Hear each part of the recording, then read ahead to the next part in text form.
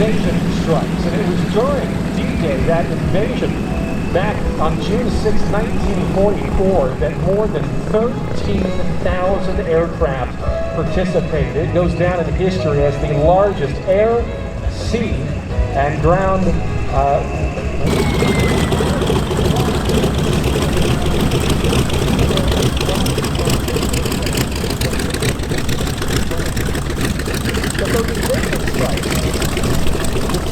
aircraft in the air at any given time as part of that invasion. There was a great concern with what was called fratricide, or accidental firing on a friendly target. So they decided to take some bombs down.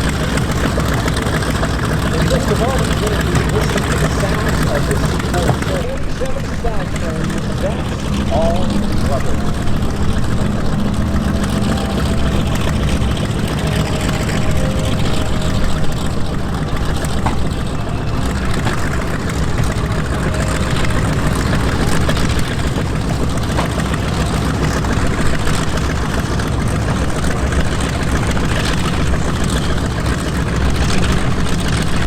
During that time, and by restoring this airplane to flying condition, we can appreciate the history that it represents. It is truly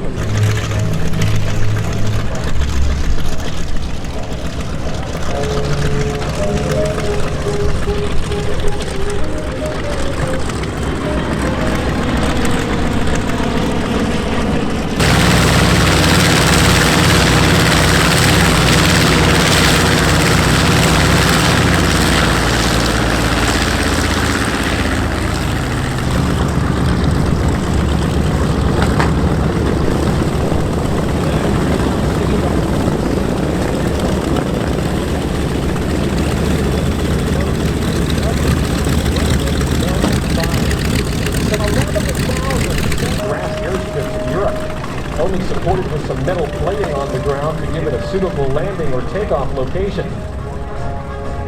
Also joining the C-47 into our aerobatic box is another legendary aircraft of World War II, and that is the North American B-25 Mitchell bomber. It is known as Yellow Rose, and also joins us from the Commemorative Air Force.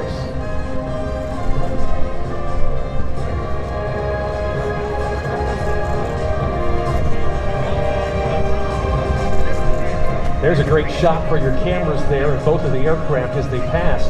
25 on the takeoff roll now served as a medium-level bomber for the Army Air Corps, prominently in the skies above Europe. Variants also served with the United States Navy and the Marine Corps in the Pacific Theater. They dubbed it the B-52.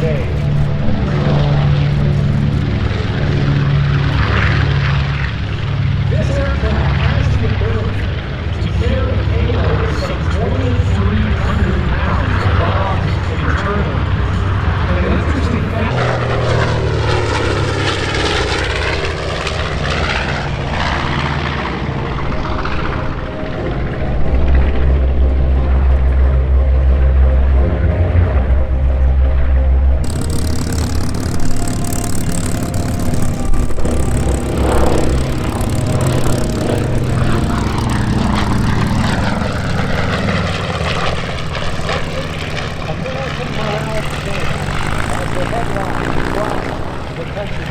Celebrate American bombers in Tokyo.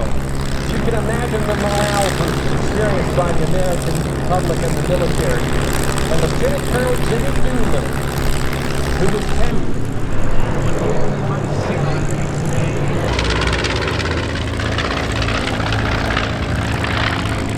is at the ready. Yellow Rose approaches from the left.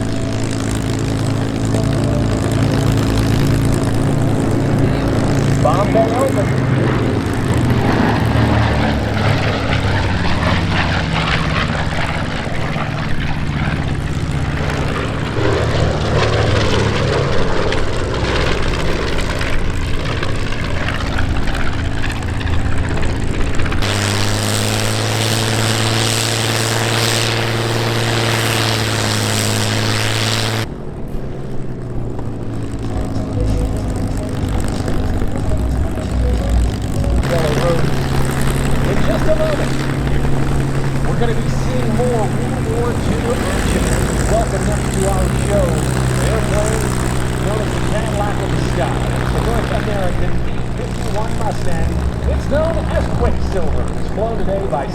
Stuart Yoke joining us from the great state of West Virginia.